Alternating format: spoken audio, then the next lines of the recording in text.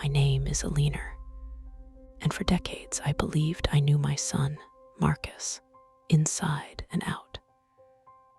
I had raised him with care, devotion, and endless patience, teaching him values of loyalty, love, and family. I thought I had instilled in him the kind of morality that would guide him through life. But as I sit here, recounting the events that unfolded, I realize how little I truly knew him. It began subtly, almost imperceptibly. Small signs that I initially dismissed. Marcus staying late at work more often than necessary, answering phone calls in whispers, deleting messages quickly when I walked past. I told myself, he's stressed, he's young. These are normal distractions, but deep down, an uneasy feeling simmered in my chest, refusing to be ignored. Then I noticed Amara. Something about the way she looked at him, the subtle smiles, the lingering touches that seemed innocent to everyone else, but to me, screamed of secrets and deceit. My motherly intuition, honed over decades of raising children, immediately flared. I felt a cold stone settle in my stomach, a foreboding warning that the world I thought I had built was about to collapse. I watched them, studied them, trying to rationalize what I saw. Every glance they exchanged, every whispered word I caught in passing, chipped away at my sense of security. The house, which had always been a haven, suddenly felt like a stage for a tragedy I wasn't prepared to witness. I began keeping careful track of their movements, writing down times and behaviors in a small notebook I kept hidden. I didn't want to admit the possibility that Marcus, my beloved son, could betray his wife, his child, and me. But with each passing day, the evidence piled up like a silent avalanche, inevitable and unstoppable. The more I observed, the harder it became to deny reality. Marcus was changing. There was a coldness creeping into his voice, a distance in his eyes that I had never seen before. Amara, who had once seemed like a perfect addition to our family, now moved around him with a familiarity that made my skin crawl. It wasn't just the late nights or whispered phone calls anymore. I began noticing the subtle tokens, small gifts, notes, and messages that he tried desperately to hide. Even the sound of Lily, my granddaughter, playing in the next room could no longer mask the tension in the house. Her laughter seemed dimmer, quieter, as if she instinctively felt the fractures forming in our family. Every instinct screamed at me, your family is in danger. The person you love most, your son, is the source of the betrayal. I began to feel trapped in my own home. I couldn't confront him without solid proof, yet I couldn't ignore the signs either. I would walk past their rooms, pretending not to see, my heart hammering in my chest, praying that I was wrong, praying that my son could still be the man I thought he was. But deep inside, I knew the truth was far uglier than anything I could imagine. I started imagining confrontations, rehearsing words I might say if I ever caught them red-handed. But each scenario ended the same way, with Marcus defending himself, with lies or excuses, and with my world collapsing further under the weight of betrayal. I I didn't have to wait long for the truth to reveal itself. One afternoon, I returned home unexpectedly, my heart heavy with unease, and I saw them together. Marcus, the boy I had raised, standing in the living room with Bianca, a woman from his past who had once been the center of his affection. It was worse than I ever feared. The betrayal was not only emotional, but unmistakably physical. My stomach twisted violently, and I felt as though the floor had been pulled from beneath me. I froze, unable to move, unable to breathe, as the horrifying reality of what I was witnessing sank into me like ice water. Marcus, how could you do this? To Amara, to Lily, to me. He turned to me with a casual expression, almost as if he had expected me to approve. There was no remorse, no shame, only the cold, selfish satisfaction of a man who had chosen desire over love. I realized then that the boy I had nurtured could betray every sacred bond we had. Loyalty, honesty, family, they meant nothing to him. And the woman standing beside him, smiling coyly, was fully complicit. The house that once held laughter and love now seemed to close in around me.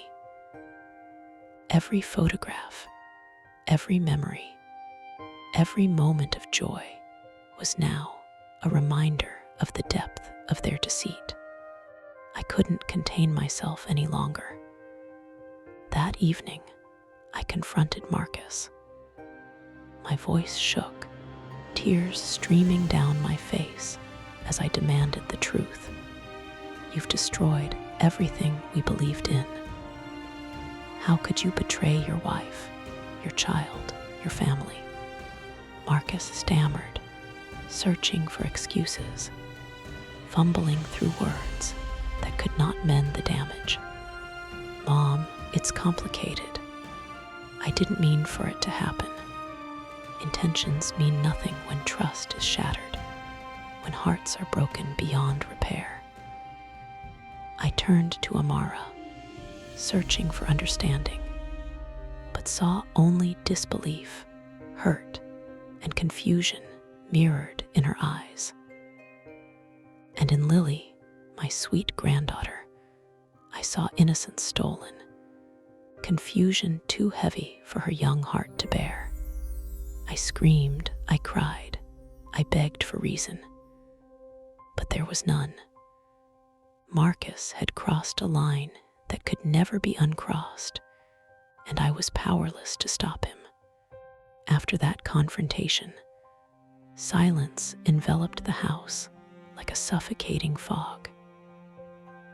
Every step I took echoed with memories of the past, birthdays, holidays, quiet evenings, all now tainted by the betrayal I had witnessed.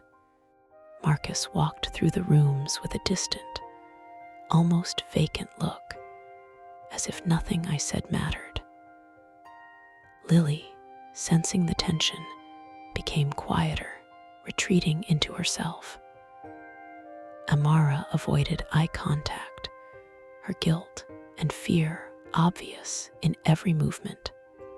I, Alina, felt a profound helplessness. The house was no longer a home, but a prison for our emotions, filled with regret, anger, and heartbreak. I sat in the kitchen for hours, staring at the walls, imagining the future. A future I could no longer protect or shape. I knew that nothing would ever be the same. Trust, once broken, could never be fully restored. And I was left to witness the slow, painful unraveling of the family I had spent a lifetime building. Amara was usually composed, graceful, and radiant, the kind of woman who could light up any room. But the betrayal had stripped her of all pretense. That evening, I watched as she sat on the edge of the sofa, trembling, her hands clutching her stomach, and tears rolling down her face in silent agony.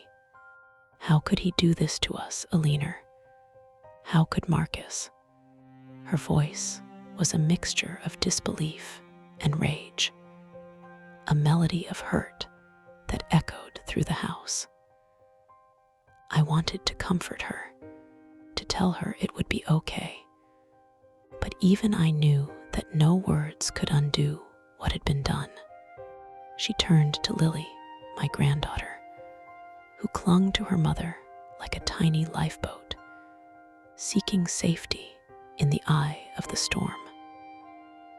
Amara tried to put on a brave face, but her trembling lips, red-rimmed eyes, and shallow breaths betrayed the immense weight of her pain. The house, once a sanctuary, now felt like a tomb of memories, each room taunting her with reminders of the family that was no longer whole. Every photograph, every keepsake, every shared laugh from the past was a dagger to her heart. And then there was Lily, my sweet, vibrant granddaughter, only 6 years old, whose world revolved around love, laughter, and the safety of her home. She sensed the tension long before words could explain it. Her once carefree eyes were shadowed by confusion and fear. "Mom, Dad, why are you crying?" The question, innocent yet piercing, broke something inside Amara and me. I hugged her tightly, trying to shield her from the truth, but the betrayal was inescapable. Lily's small hands clutched mine, searching for answers that adults could barely comprehend themselves. Her confusion turned to anger in small, heartbreaking bursts. She would shout at Marcus, "Why did you hurt Mom? Why are you lying?" His gaze would falter, but no explanation could satisfy her. Each day, I watched her innocence erode, replaced by distrust and the seeds of resentment. Marcus, meanwhile, remained disturbingly detached. He wandered through the house as if he had done nothing wrong, shrugging off our anger with careless smirks and feigned explanations. "It wasn't like I wanted this to happen, Mom. You're overreacting." The audacity made my blood boil. Overreacting.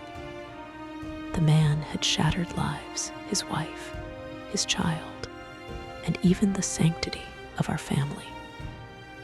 I could feel my heart cracking as I watched him, realizing that Marcus had become a stranger to me, a man I no longer recognized. He continued to lie to himself, believing that his charm could mend what was irreparably broken. But the damage was done. Love and trust, once foundational, were now irretrievably broken shards beneath our feet. Amara, fueled by a mixture of despair and fury, confronted Bianca, the other woman. "You knew he was married. You knew he had a daughter." Bianca, once confident, now stammered, attempting to justify her actions. I didn't know it would go this far. I thought it would be different." Amara's laughter was hollow, sharp, and terrifying. "Different.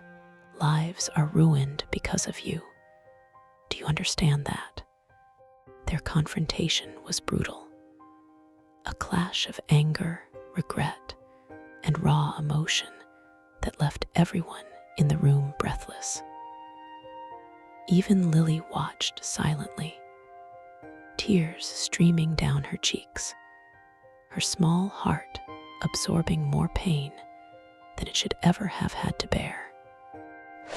If this story hits you, you can support the channel with a quick hype. And then there was me, a leaner. I had lived long enough to understand human weakness, betrayal, and heartbreak, but nothing could have prepared me for this. I walked from room to room, watching Marcus' indifference, Amara's anguish, and Lily's confusion, feeling the weight of my failure as a mother and grandmother. I screamed into the empty walls of the house, though no sound came out. The betrayal was too vast, too complete. I had nurtured, protected, and loved Marcus, only to watch him destroy the family we had built. The house no longer felt like a home. Every corner, every shadow, every object reminded me of innocence lost, trust broken, and love shattered. And deep inside, a chilling truth settled. Some betrayals are irreversible. Some wounds never heal, and some consequences will haunt a family forever. After the confrontation, silence engulfed the house like a heavy fog. Every room seemed to echo with unspoken words, shattered trust, and lingering resentment. Marcus wandered through the halls as if he were untouchable, his expression unreadable. Yet his presence alone weighed heavily on everyone around him. Amara refused to speak to him, her eyes cold, her lips pressed into a thin line. Lily clung to her mother, whispering questions she was too young to fully understand. And I, a leaner, felt as though the walls themselves were closing in, trapping me in a nightmare I couldn't wake from. I tried reasoning with Marcus, pleading for him to understand the gravity of his actions.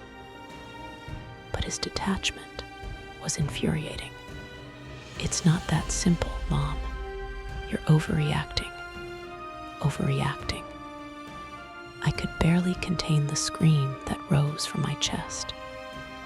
Every word, every gesture from him was a knife twisting deeper into our collective heart. I realized that the man I had raised could not feel the weight of his own betrayal, and the damage he had caused might be permanent. Amara's despair grew by the hour. I watched her pace through the house, running her hands through her hair, muttering to herself, tears streaking her cheeks. She tried to maintain control for Lily's sake, but the facade crumbled with every passing moment. "Lily, I'm so sorry. I don't know how to fix this." Her voice broke, but there were no solutions, no magic words to undo Marcus' choices. She spent nights awake, rocking Lily to sleep, whispering promises she could no longer keep. I could feel the crushing weight of her heart breaking with every quiet sob she tried to stifle. I saw the toll it took on Lily too. The little girl who once ran through the garden with unbridled joy now tiptoed around the house, afraid to disrupt the tension. Her laughter was gone, replaced by cautious silence. It was a small tragedy unfolding in real time, and I felt powerless to shield her from it. Marcus, however, seemed unaware of the emotional devastation around him. He wandered into rooms, occasionally muttering excuses, trying to justify his actions to anyone who would listen, though no one did. It wasn't supposed to get this far.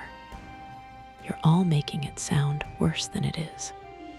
I watched him seething. Worse than it is.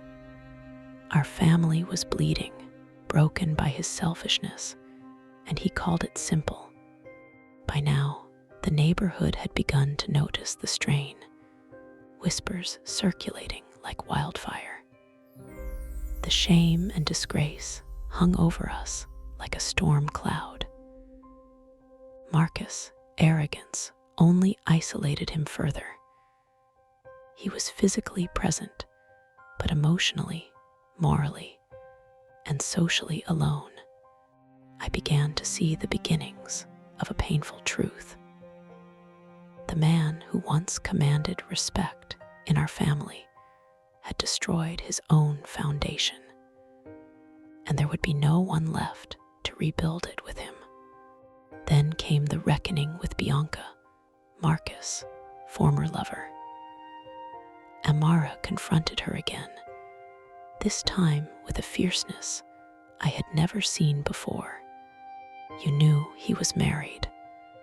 You knew there was a child. And yet you let this happen.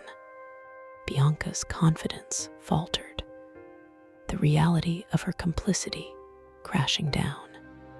I didn't know how bad it would get, but Amara didn't relent. Every word she spoke cut through the air like a sharpened blade, laying bare the consequences of every selfish choice. Lily, watching quietly, absorbed every word, her young mind trying to process a world suddenly filled with pain, betrayal, and adult failings. The confrontation left all of us exhausted, emotionally drained, and more aware than ever of the irreversible damage that had been done. I sat in the corner of the living room, my body trembling, my mind racing.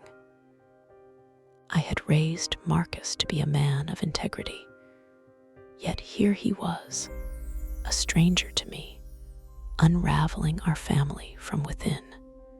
I realized something terrifying. This was not just a mistake. This was a pattern, a deliberate choice to value desire over love, selfishness over responsibility. And now, the consequences were unavoidable. The house, once a place of warmth, laughter, and security, had become a mausoleum of broken hearts. I felt the crushing weight of helplessness pressing down on me. Lily's innocence had been stolen. Amara's spirit was fractured. And Marcus, he would one day face the emptiness of his own making. The truth settled over me like a cold, heavy blanket. Some betrayals cannot be forgiven. Some wounds never heal. And some family bonds, once broken, are lost forever. Days turned into weeks, and the house remained suffocatingly silent. Marcus' presence no longer brought comfort or familiarity. It was a constant reminder of betrayal.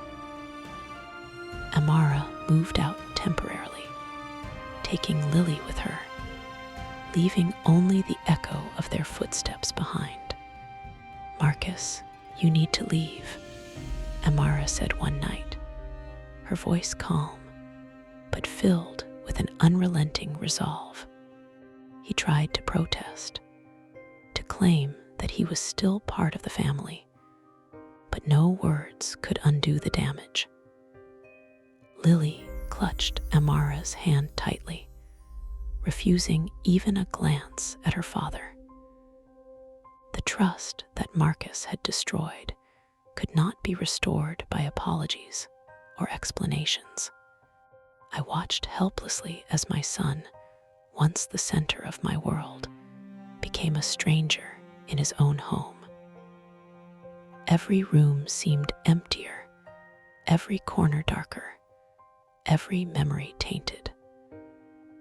And in that emptiness, a profound loneliness began to take hold of him. Marcus finally faced the consequences of his choices. Friends distanced themselves, whispers spread throughout the neighborhood, and even extended family avoided him. He wandered through his days with a hollow expression, trying to fill the void with meaningless distractions, but the emptiness followed him like a shadow. At night, I would hear him sitting alone in the living room, staring at the walls, murmuring regrets that came too late. I didn't think it would end like this. I didn't realize. But realization without action cannot heal shattered lives. Marcus was left to grapple with the weight of his selfishness, understanding for the first time that desire could destroy more than it creates. Amara, now determined to rebuild her life, moved far away. Lily, once a playful child, had grown cautious and wary, learning that trust could be a dangerous thing. Their departure left the house eerily quiet. I sat alone in the kitchen, watching Marcus' hollow eyes, knowing that he had lost everything that truly mattered. His loneliness was not temporary. It was the permanent shadow of the choices he had made. The very walls of our home seemed to mourn with me, echoing the sorrow, the anger, and the emptiness that now defined our family. For me, Alina, the pain was unbearable. I had nurtured, loved, and guided Marcus, believing in the goodness within him.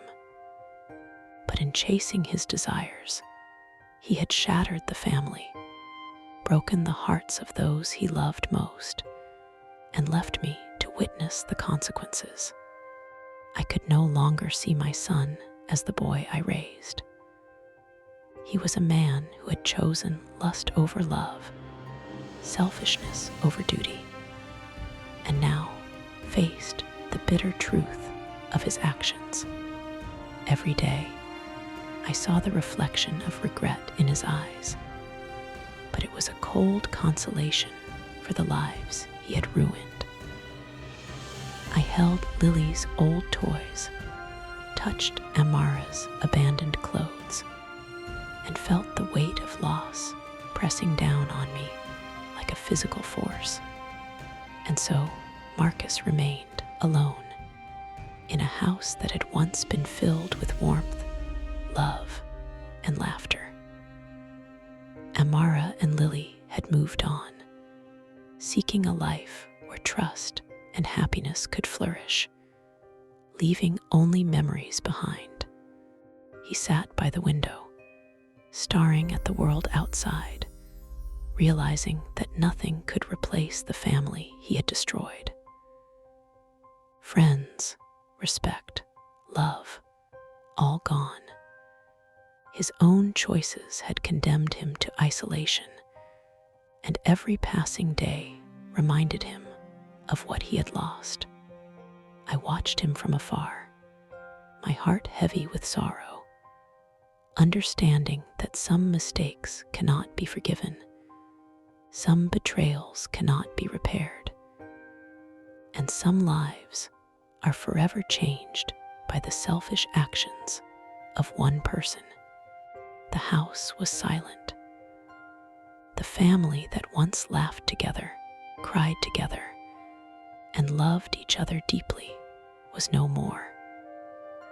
And Marcus, my son, would live the rest of his days surrounded by the echoes of his own ruin.